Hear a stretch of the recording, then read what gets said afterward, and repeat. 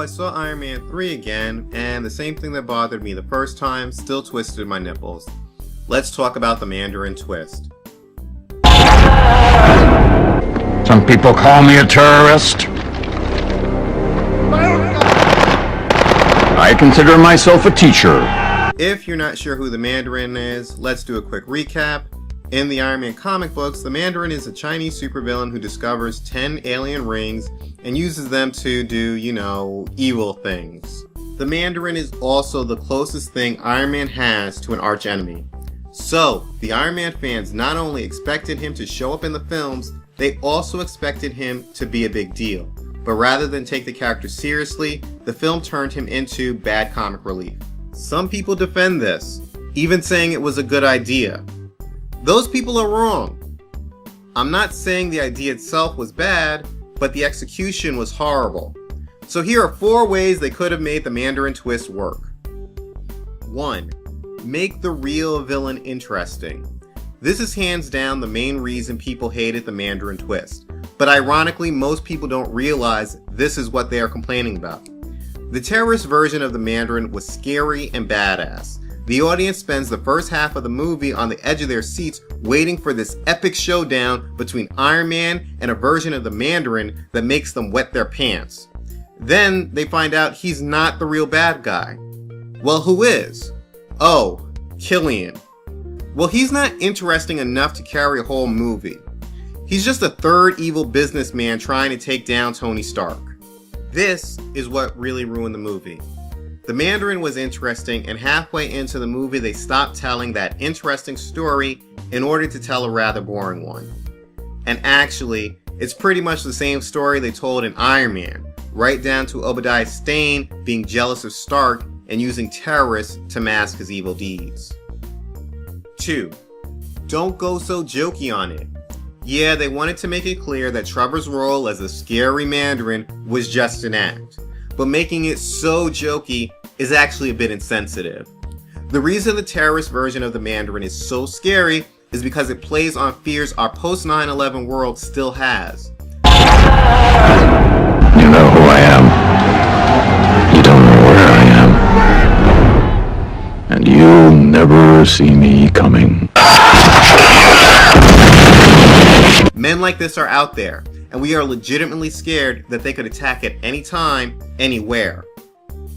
The movie plays on that fear and then says, haha, the real thing you need to be afraid of is the American businessman. That's a fine, albeit less than subtle political point of view to have. But when you take the terrorist image and make it that jokey, it's kind of like saying the fear of terrorism is stupid.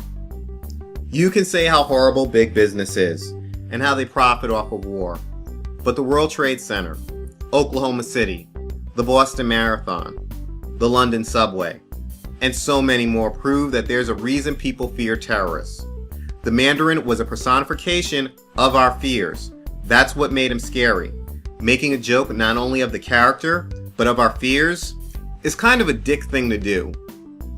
3. Save the reveal for the end.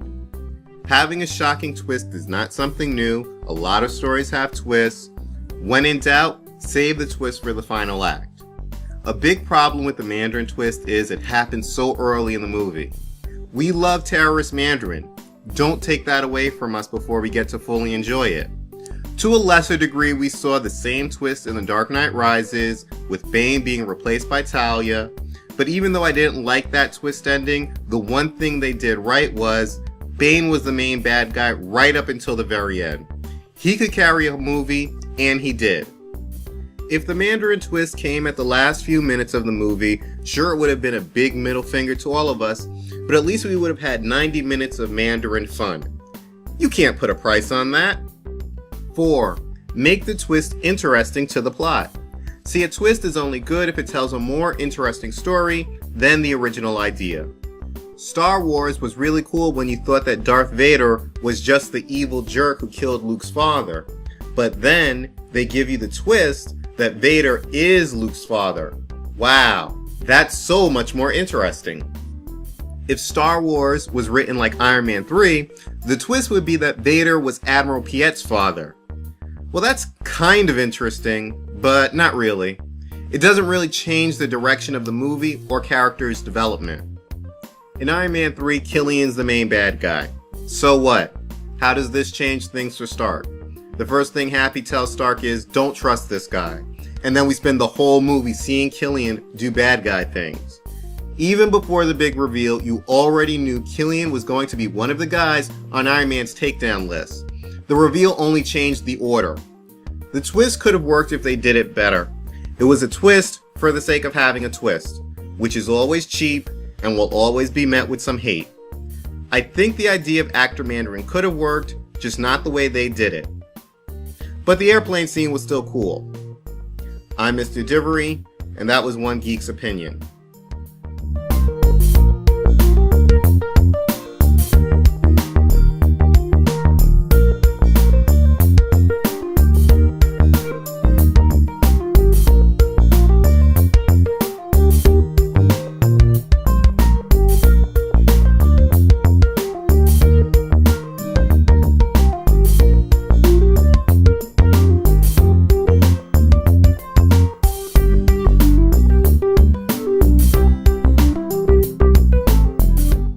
If I say it one more time, if I say it one more time, if I say it one more time.